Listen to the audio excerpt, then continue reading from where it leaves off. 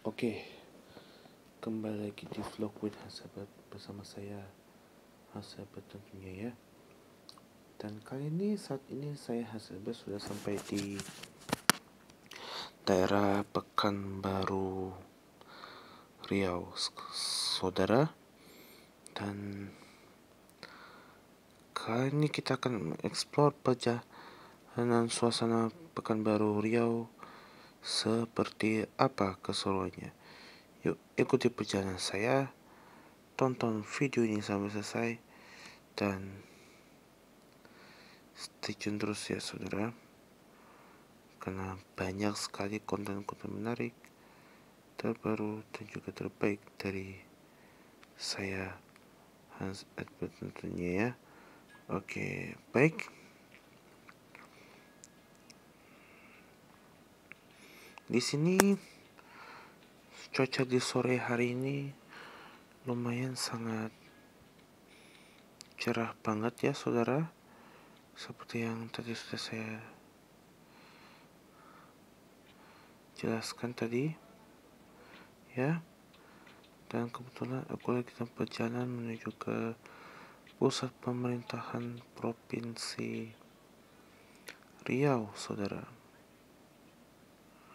Oke, baik. Kayaknya sopirnya mau muter balik dulu, sekalian mau beli apa saudara. Ikuti keseruan saya seperti apa ya. Oke. Nah, di sini lalu lintasnya nggak seperti di Jakarta maupun kota-kota terbesar lainnya seperti Bogor, Depok, Tangerang maupun juga Bekasi saudara. Wow, keren banget ya saudara. Baik, kami ingatkan kembali kepada Anda sambil menemani keseruan kita pada episode kali ini. Dan kebetulan aku lagi dalam perjalanan ya saudara ya, menuju kondangan ya saudara ya, terlebih dahulu ya, sebelum melanjutkan kembali keseruan kita ya saudara. Nah,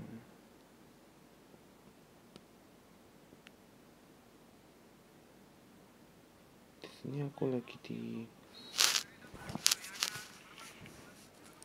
dalam perjalanan ya saudara ya, menuju kondangan sebelum aku ke kantor. Oke, Mimin sengaja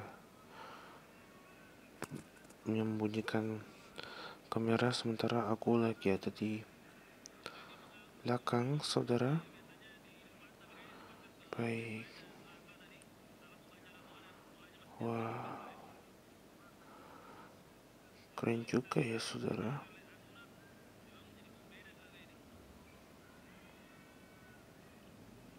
Baik. Nah, kali ini aku selain ada kerjaan dan urusan yang secara dadakan saudara, nah, vlog with Hasabat agak spesial dan juga istimewa banget rasanya ya, untuk Anda ikuti secara bersama-sama, tentunya hadir ke hadapan Anda pada kesempatan yang sama saudara. Baik, tidak seperti episode-episode sebelumnya saudara ya. Tadi aku baru aja sampai dari Pekanbaru, menempuh perjalanan jarak jauh 2 hari 2 malam dari Jakarta menuju Pekanbaru.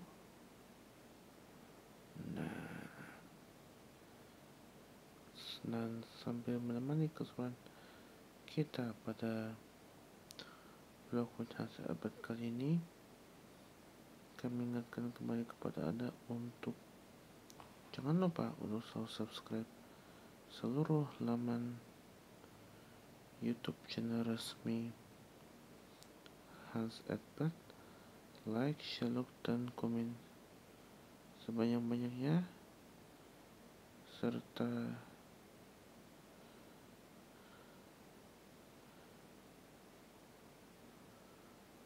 nyalakan notifikasinya ya saudara. Oke, baik.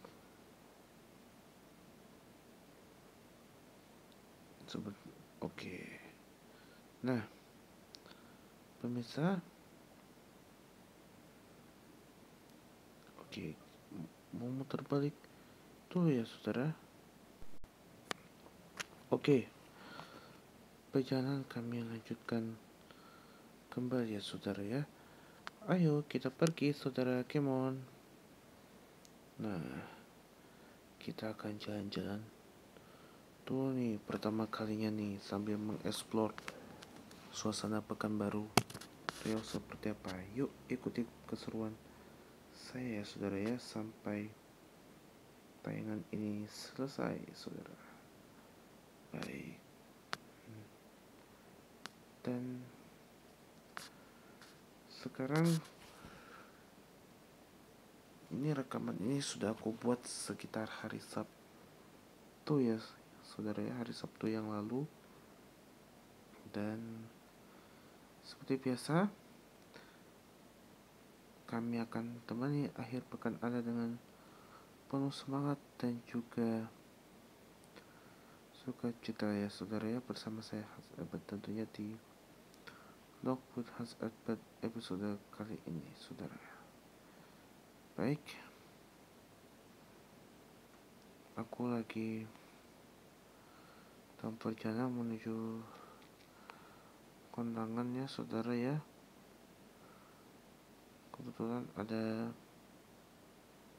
acara di sana dan Mimin harus segera gerak cepat saudara ya untuk bisa sampai tepat waktu ya saudara.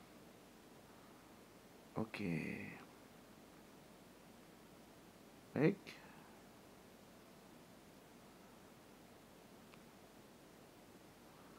Nah, Mimin ingin singkat aja ya saudara ya, langsung saja kita akan ikuti keseruan saya seperti apa. Tonton videonya sampai selesai dan stay tune terus ya saudara ya, karena akan banyak sekali konten-konten menarik terbaru dan juga wajib untuk kita ikuti dan juga kita simak ya saudara ya. Oke, nah di sini di sekitar jalan Pekanbaru ini cukup ramai lancar ya saudara ya, waktu di sore hari ya saudara ya. Dan kali ini aku akan ajak Anda untuk menemani akhir pekan Anda dengan semangat dan juga bermanfaat ya saudara ya. Nah, di sini suasana kota Pekanbaru memang sudah tidak diragukan lagi loh saudara ya. Dan ada banyak sekali aneka jajanan dan juga oleh-oleh tradisional khas Provinsi Riau, tapi juga termasuk salah satunya di kota Pekanbaru ini nih saudara nih, yang wajib Anda kunjungi saudara. Salah satunya adalah Viera saudara ya. Viera itu salah satu jajanan oleh-oleh khas dari Provinsi Riau saudara ya, yang kental dengan duriannya. Menurut saya wah sedap banget ya saudara ya. Wah, enak dong ya kan. Nah, ada banyak sekali kenang-kenangan indah ketika saat saya pertama kali Anda mengunjungi ke kota Pekanbaru Riau nih saudara nih, pusat pemerintahannya, bisnisnya, perekonomiannya juga industri perdagangannya sudah tidak diragukan lagi ya. Nah, Pekanbaru itu julukannya kota paling bertuah di sini. Wah, oke. Nah, ada fakta-fakta menarik dari Provinsi Riau nih saudara ya. Riau ini kan adalah sebuah provinsi yang terletak di Pulau Sumatera ya, tepatnya di Indonesia ya. Tepatnya di pantai timur Pulau Sumatera bagian tengah. Pesisirnya berbatasan dengan Selat Malaka, dan sampai tahun 2004 provinsi ini juga meliputi Kepulauan Riau, saudara. Kelompok besar pulau-pulau kecil, pulau-pulau utamanya antara lain Pulau Batam dan Pulau Bintan yang terletak di sebelah timur Sumatera dan sebelah selatan Singapura. Kepulauan ini dimekarkan menjadi provinsi tersendiri pada bulan Juli 2004. Ibu kota dan kota terbesar di Provinsi Riau adalah Pekanbaru, salah satunya tempat saya kunjungi. Nah, dan kota besar lainnya setelah Pekanbaru adalah Kota Dumai. Berdasarkan hasil pada Pusat Statistik Riau, di tahun 2022 penduduk Provinsi Riau berjumlah 6.493.603 jiwa dengan kepadatan penduduk sebanyak 75 juta jiwa, saudara. Baik, saat ini Riau merupakan salah satu provinsi terkaya di Indonesia dan sumber dayanya didominasi oleh sumber alam terutama minyak bumi, gas alam, karet, kelapa sawit, dan perkebunan serat. Tetapi penebangan hutan yang merajalela telah mengurangi luas hutan secara signifikan dari 78% pada 1982 menjadi hanya 33% pada 2005. Rata-rata 160.000 hektar hutan habis ditebang setiap tahun, meninggalkan 22% atau 2,5-45 juta hektar pada tahun 2009. Deforestasi dengan tujuan pembukaan kebun-kebun kelapa sawit dan produksi kertas telah menyebabkan kabut asap yang sangat mengganggu di provinsi ini selama bertahun-tahun dan menjaga negara tetangga seperti Malaysia dan Singapura. Ada 3 kemungkinan asal kata Riau yang menjadi nama provinsi ini.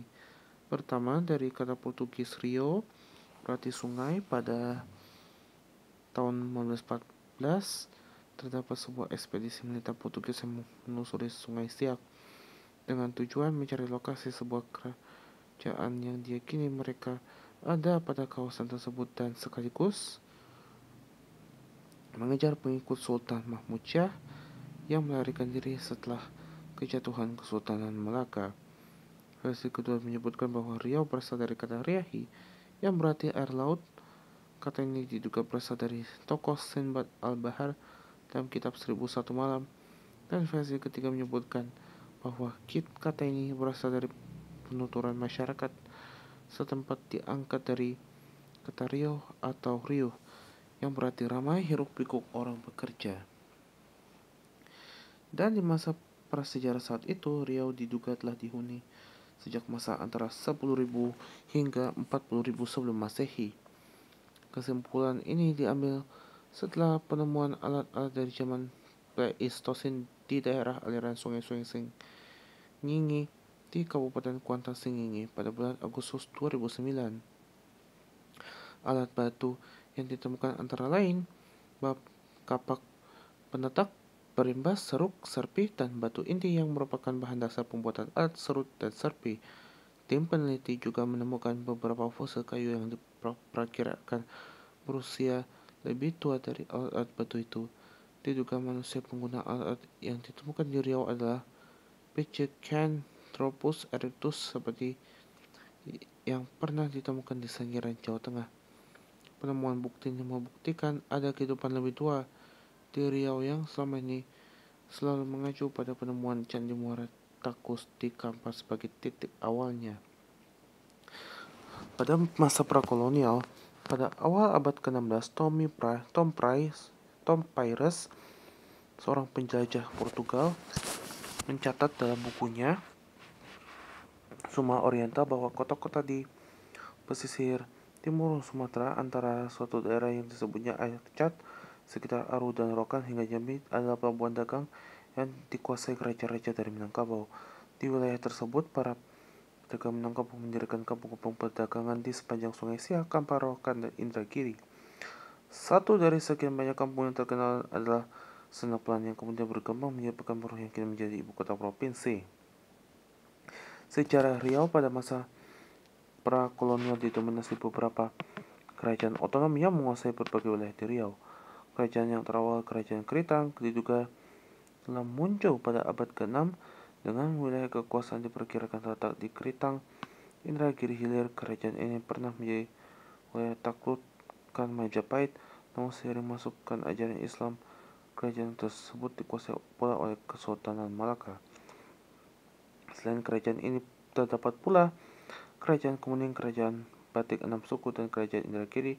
Semuanya diduga berpusat di Indragiri Hilir. Hingga kedatangan kolonial saat itu, terdapat beberapa kerajaan dan kesultanan di Riau. Kerajaan Tambusai, Ramba, Kepenuhan, Rokan, Empat Koto, dan Kunto Darussalam menguasai kawasan hulu Sungai Rokan dan anak sungainya yang sekarang menjadi Kabupaten Rokan Hulu. Kerajaan Kampar Kiri dan Singingi menguasai kawasan sehilir Sungai Kampar Kiri, dan Singingi yang sekarang menjadi sebagai wilayah Kabupaten Kampar dan sebagian wilayah Kabupaten Kuantan Singingi. Kerajaan Kuantan menguasai kawasan sehilir Sungai Kuantan yang sekarang menjadi sebagai wilayah Kabupaten Kuantan Singingi. Kesultanan Siak Sri Indrapura menguasai kawasan yang sekarang menjadi kawasan Kabupaten Rokan Hilir, Bengkalis, dan Dumai. Kota Dumai Siak, Kabupaten Meranti, dan sebagian Kota Pekanbaru, kawasan sehilir Sungai Tapung Kiri dan kanan, serta Taratak Bulu dan sekitarnya, yang sekarang masuk Kabupaten Kampar. Kesultanan Pelalawan menguasai kawasan yang sekarang menjadi Kabupaten Pelalawan, dan Kesultanan Indragiri menguasai kawasan yang sekarang menjadi Kabupaten Indragiri Hulu dan Indragiri Hilir. Sedangkan sebagian kawasan pesisir Indragiri dulunya jadi wilayah Kesultanan Lingga Riau yang berpusat dari Daik Lingga. Kawasan selir Sungai Kampar kanan dipimpin oleh datuk-datuk adat mereka sendiri. Di masa Kerajaan Melayu, Kesultanan Indragiri didirikan pada tahun 1298 oleh Raja Merlang I, yang uniknya tidak berkedudukan di Indragiri, melainkan di Melaka. Urusan pemerintahan diserahkan kepada para pembesar tradisional. Baru pada masa kekuasaan Nara Singa II sekitar tahun 1473, para raja Indragiri mulai menetap di pusat pemerintahan di Kota Tua. Pada tahun 1815, di bawah Sultan Ibrahim, ibu kota kerajaan dipindahkan ke Rengat yang kini menjadi ibu kota Kabupaten Indragiri Hulu. Pada masa inilah Belanda mulai campur tangan urusan internal Indragiri, termasuk dengan mengangkat seorang sultan muda yang berkedudukan di Perana. Dengan adanya Traktat Perdamaian dan Persahabatan yang ditandatangani pada tanggal 27 September 1938 antara Indragiri dengan Belanda, maka Kesultanan Indragiri menjadi self-Belstuur dengan Belanda, dipimpin seorang kontroler yang memegang wewenang mutlak terhadap kekuasaan lokal. Kesultanan Siak Sri Indrapura didirikan oleh Raja Kecil dari Pagaruyung pada tahun 1723. Siak segera saja menjadi sebuah kekuatan besar yang didominan di wilayah Riau. Atas perintah Raja Kecil, Siak menaklukkan Rokan pada 1706 dan membangun pangkalan armada laut di Pulau Bintan. Namun keagresifan Raja Kecil ini segera ditandingi oleh orang-orang Bugis pimpinannya di Pertuan Muda dan Raja Sulaiman. Raja Kecil terpaksa melepaskan pengaruhnya untuk menyatukan kepulauan-kepulauan dan lepas pantai timur Sumatera di bawah bendera Siak. Meskipun antara tahun 1740 hingga 1745 ia bangkit kembali menjadi dan menaklukkan beberapa kawasan di Semenanjung Malaya. Dan pada akhir abad ke-18, Siak telah menjelma menjadi kekuatan yang dominan di pesisir timur Sumatera. Tahun 1761, Sultan Abdul Jalil Shah III mengikat perjanjian eksklusif dengan Belanda dalam urusan dan hak atas kedaulatan wilayahnya serta bantuan dalam bidang persenjataan. Walau kemudian muncul dualisme kepemimpinan dalam tubuh kesultanan yang awalnya tanpa ada pertentangan di antara mereka, Raja Muhammad Ali yang lebih disukai Belanda kemudian menjadi penguasa Siak. Sementara sepupunya Raja Ismail tidak disukai oleh Belanda muncul sebagai Raja Laut, menguasai perairan Laut Sumatera sampai ke Laut Tiongkok Selatan, membangun kekuatan di gugusan Pulau 7 tahun 1740. Siap melakukan daerah langka termasuk wilayah Deli dan Serdang di bawah ikatan perjanjian kerjasama mereka dengan VOC pada tahun 1744. Siap membantu tentara Belanda menyerang dan mendudukan Selangor, dan sebelumnya mereka telah bekerjasama memadamkan pemberontak Raja Haji Fisabilillah dari Pulau Penyenangan. Pada masa kolonial Belanda, invasi Belanda yang agresif kepada Timur Sumatera tak dapat dihadang oleh Siak. Belanda mempersempit wilayah kedaulatan Siak dengan mendirikan Residensi Riau, Residensi Riau di bawah pemerintahan Belanda saat itu yang berkedudukan di Tanjung Pinang. Para Sultan Siak tak dapat membuat apa-apa karena mereka telah terikat perjanjian dengan Belanda. Kedudukan Siak semakin melemah dengan adanya tarik ulur antara Belanda dan Inggris yang kala itu menguasai Selat Melaka untuk mendapatkan wilayah-wilayah strategis di pantai timur Sumatera. Para Sultan Siak saat itu terpaksa menyerah kepada kehendak Belanda dan menandatangani perjanjian pada Juli 1873 yang menyerahkan Bengkalis kepada Belanda, dan mulai saat itu pula wilayah-wilayahnya yang sebelumnya menjadi kekuasaan Siak satu demi satu berpindah tangan kepada Belanda. Pada masa yang hampir bersamaan, Indragiri juga dipengaruhi oleh Belanda, namun akhirnya baru benar-benar berada di bawah kekuasaan Batavia pada tahun 1938. Penguasaan Belanda atas Siak menjadi awal pecahnya Perang Aceh. Di pesisir Belanda bergerak cepat menghapuskan kerajaan-kerajaan yang masih belum tunduk. Belanda menunjuk seorang residen di Tanjung Pinang untuk mengawasi daerah-daerah pesisir, dan Belanda berhasil memakzulkan Sultan Riau Lingga, Sultan Abdurrahman Muazzam Shah pada Februari 1911. Di masa pendudukan Jepang saat itu di Indonesia, Riau menjadi salah satu sasaran utama untuk diduduki. Pada tentara Jepang saat itu menduduki Rengat pada 31 Maret 42, seluruh Riau dengan cepat tunduk di bawah pemerintahan Jepang saat itu. Salah satu peninggalan masa pendudukan Jepang adalah jalur kereta api sepanjang 210 km yang menghubungkan Muaro, Sinjunjung, dan Pekanbaru yang terbengkalai.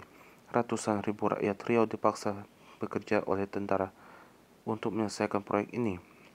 Di era kemerdekaan inilah Revolusi Nasional dan Orde Lama pada awal kemerdekaan Indonesia, bekas Residensi Riau dilebur dan bergabung dan Provinsi Sumatera yang berpusat di Medan. Seiring dengan penumpasan simpatisan PRRI, Provinsi Sumatera dimarkakan lagi menjadi 3 provinsi, yakni Sumatera Utara, Sumatera Tengah, dan Sumatera Selatan. Ketika itu, Sumatera Tengah menjadi basis terkuat di PRRI. Situasi ini menyebabkan pemerintah pusat membuat strategi memecah Sumatera Tengah dengan tujuan untuk melemahkan pergerakan PRRI saat itu. Selanjutnya, pada tahun 1957, berdasarkan UUD nomor 19 tahun 1957, Sumatera Tengah dimarkakan menjadi 3 provinsi, yaitu Riau, Jambi, dan Sumatera Barat. Kemudian, yang menjadi wilayah Provinsi Riau yang baru terbentuk adalah bekas wilayah Kesultanan Siak, Sri Indrapura, dan Karesidenan Riau, serta ditambah Kampar. Riau sempat menjadi salah satu daerah yang berpengaruh pemerintah revolusioner RI pada akhir 50-an. Pemerintah pusat menggelar operasi tegas bawah kepemimpinan Karudinan Sudjarwo saat itu, yang kelak menjadi gubernur provinsi ini dan berhasil menepasi selesai simpatisan PRRI. Setelah situasi keamanan berangsur pulih, pemerintah pusat mulai bertindak untuk memindahkan ibu kota provinsi dari Tanjung Pinang ke Pekanbaru yang secara geografis terletak di tengah-tengah. Pemerintah akhirnya menetapkan Pekanbaru sebagai ibu kota provinsi yang baru pada 20 Januari 1959 silam lewat Kepmendagri nomor Desember 52-4-4-25. Setelah jatuhnya Orde Lama, Riau menjadi salah satu tonggak pembangunan ekonomi Orde Baru yang kembali menggeliat. Pada tahun 1944, ahli geologi NPPM Richard Heiluper dan Tor Oki bersama timnya menemukan sumur minyak terbesar di Asia Tenggara, yaitu Minas Siak. Sumur ini awalnya bernama Minas Nomor 1. Minas terkenal dengan jenis minyak Sumatera Light Scrub SLC yang baik dan memiliki kadar belerang rendah. Pada masa awal 1950-an, sumur-sumur minyak baru ditemukan di Minas Duri, Bengkalis, Pantai Cermin, dan Petapahan. Eksploitasi minyak bumi di Riau saat itu dimulai di Blok Siak pada September 63 dengan ditandatangani kontrak karya dengan PT California Texas Indonesia, kini menjadi Chevron Pacific Indonesia. Provinsi ini sempat menjadi diandalkan sebagai penyumbang 70% dari produksi minyak nasional pada tahun 70-an. Riau yang juga menjadi tujuan utama program transmigrasi yang dicanangkan oleh pemerintah Soeharto kala itu. Banyak keluarga dari Pulau Jawa yang pindah ke perkebunan kelapa sawit yang baru dibuka di Riau sehingga membentuk suatu komunitas tersendiri yang kini berjumlah cukup signifikan. Di era reformasi pada tahun 1999 silam, Saleh Jasid terpilih menjadi putra daerah asli Riau kedua selain Arifin Ahmad dan pertama dipilih oleh DPD Provinsi sebagai gubernur. Pada tahun 2003 mantan Bupati Indragiri Hilir saat itu Rusli Zainal terpilih menjadi gubernur dan terpilih kembali lewat pemilihan langsung oleh rakyat pada tahun 2008 silam. Pertanggal 19 Februari 2014, Provinsi Riau secara resmi dipimpin oleh Gubernur Anas Ma'amun. Saat itu baru memimpin 7 bulan, Anas Ma'amun diserahkan oleh KPK menangkap tangan Anas Ma'amun dalam kasus alih fungsi lahan di Provinsi Guangxin. Saat ini Provinsi Riau dipimpin oleh Asyradu Jiliandi Rahman atau Andi Rahman saat itu.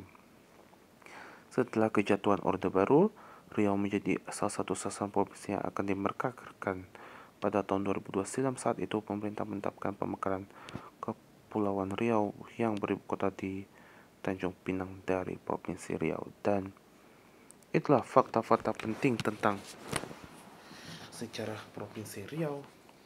Nah, ternyata di Provinsi Riau juga banyak sekali destinasi wisata terbaik yang ada di wilayah Provinsi Riau, termasuk di Kota Pekanbaru tentunya. Nah, kita akan eksplor perjalanan suasana Provinsi Riau, khususnya Pekanbaru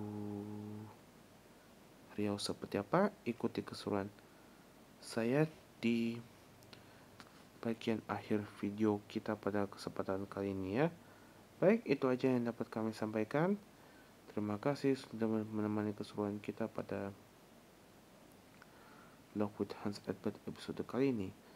Sebelum saya menutup perjumpaan kita pada Vlog with Hans Edbert kali ini, kami mau mengingatkan kembali kepada Anda untuk jangan lupa subscribe seluruh laman YouTube channel resmi Hans Edbert 1997, Hans Edbert 97, Hans Edbert, dan juga jurus normalnya like, share, dan komen sebanyak-banyaknya, dan nyalakan notifikasinya, dan saksikan terus Vlog with Hans Edbert episode selanjutnya dengan konten-konten paling bermutu dan juga inspiratif dan juga seru lainnya.